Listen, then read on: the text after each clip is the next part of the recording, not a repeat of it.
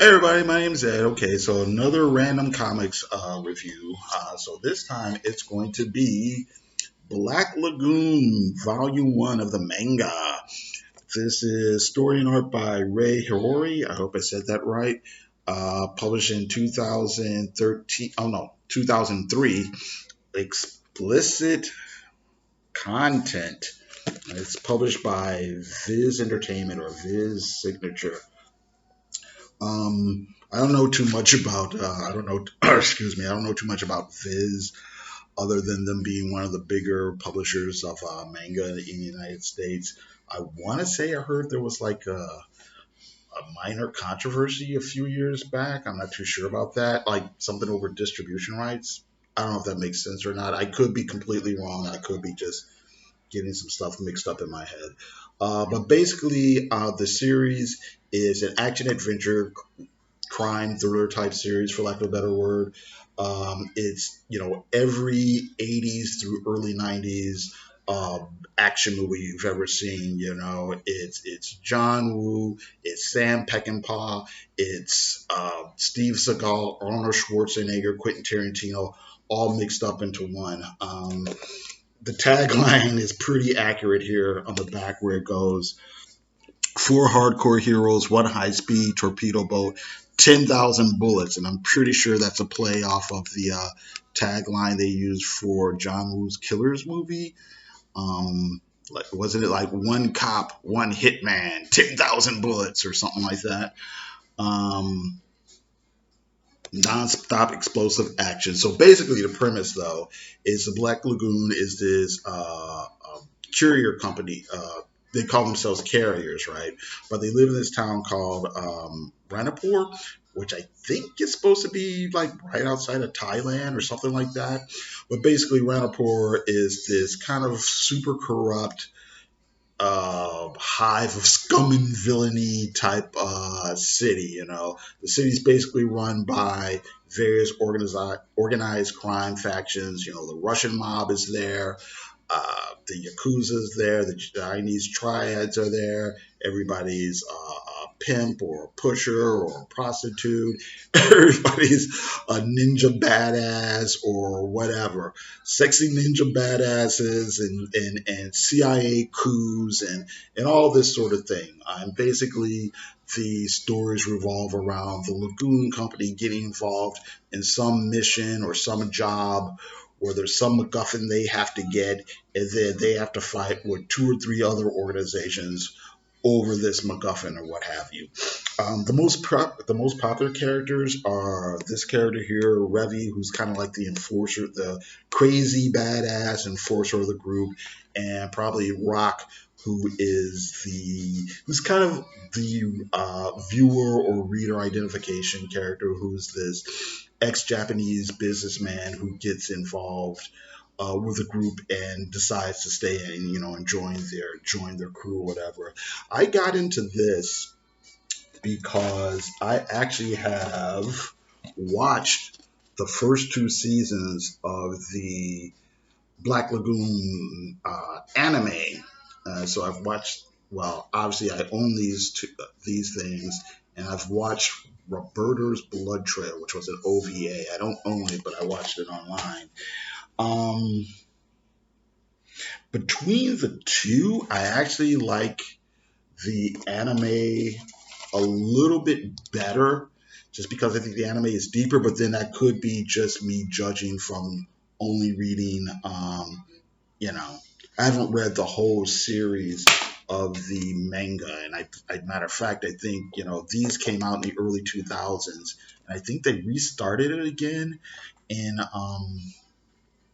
the like a few years ago. I think they restarted again. So I haven't read any of those, so I could be wrong about that. But it starts out as like this crazy, like I said, over the top action adventure, gunfights, explosions, and whatnot. And then it gets, as the series goes on, it gets a little bit deeper. We get a little bit more character depth, a little bit more into deeper themes like more ambiguity and existentialism and things like that. And what I want to say. I don't know if I want to say nature versus nurture, but destiny and things of that, free will and things of that nature. The stories you get in here are basically the stories you get in this first season. It's the first two episodes here, and then the uh, eighth and ninth episodes here. So basically, what is the first episode is the introduction of, or I should say, introduction to the crew and everything, and how Rock gets involved with them. Basically, Rock is this, like I said, Japanese businessman. He's got this disc that has all this information from this Japanese company, and it's got this information that has to do with this company's dirty dealings and corrupt what have yous. I think it might have something to do with some, I don't want to say nuclear codes or something like that, but anyway, national security secrets that they shouldn't have. Anyway, Russian mob finds out that he has it. They hire the Lagoon company to take the disc, and then the Lagoon company decides they're going to keep Rock as well as a bargaining chip.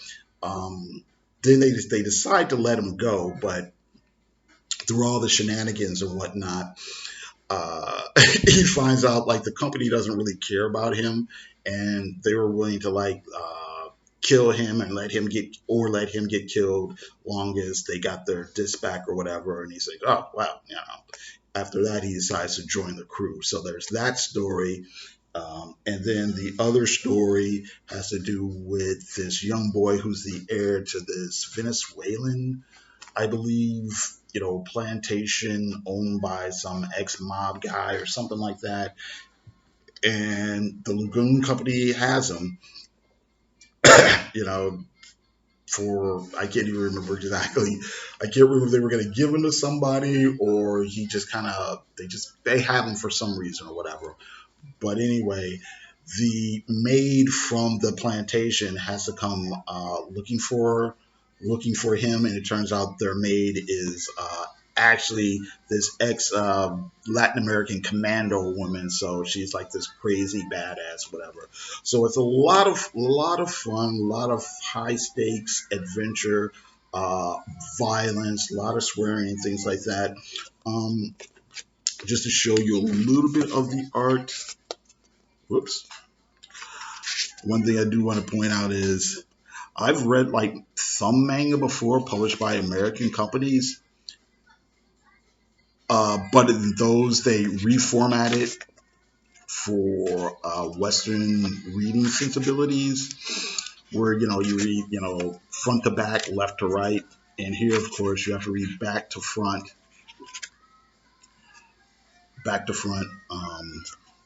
and right to left. So, but very nice looking art here. Really dig all the kind of shades of gray and mid-tones and dual note and stuff like that.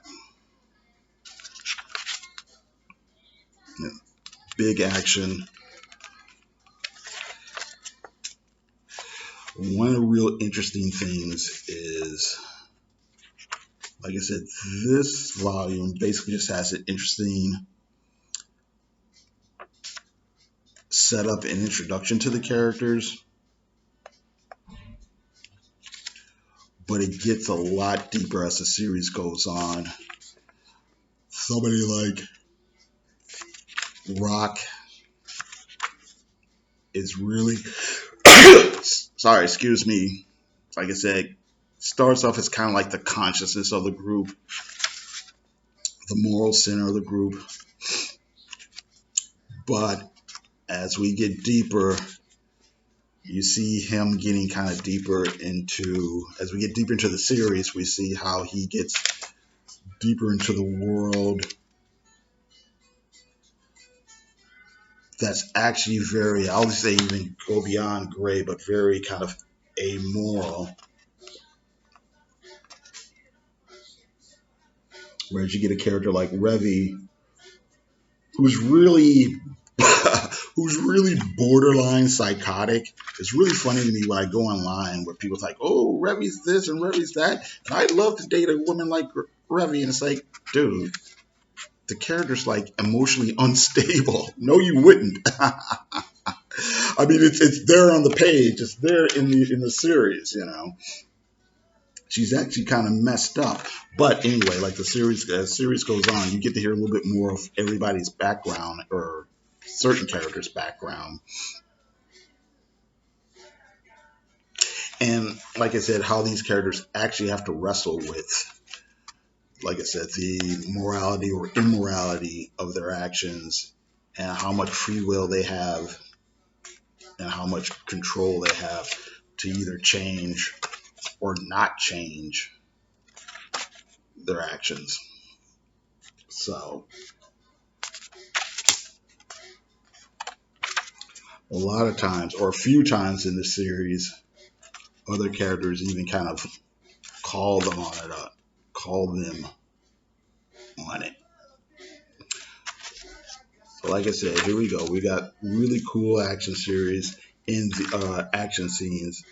In the anime, they even go a little bit further. It's beyond just Sam Peckinpah choreography or John Woo choreography. You go into characters doing straight up Matrix things, doing somersaults in the air while shooting people.